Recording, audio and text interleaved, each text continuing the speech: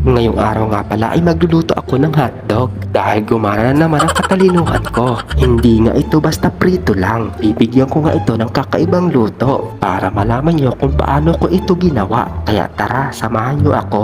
Kunin ko lang itong cheese at kumuha rin ako ng 2 pirasong itlog. Nakakasawa na din kasi talaga mag-ulam kapag panay pritong hotdog. Kaya gumawa ako ng paraan para maiba naman sa paningin ko. Dahil galing sa freezer yung hotdog ay ibababad ko muna ito. Kunin ko na rin itong tirang harina at itong breadcrumbs at sinimulan ko na nga maglagay ng harina dito sa malaking bowl. Lalagay na nga rin ako dito ng pamintang durog at hot paprika powder. Naglagay rin ako dito ng kunting asin at magic sarap.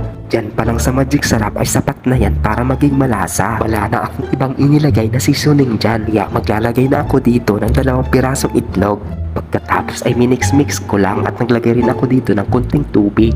Para medyo umalsa ay naglagay nga rin pala ako dito ng baking powder. Mix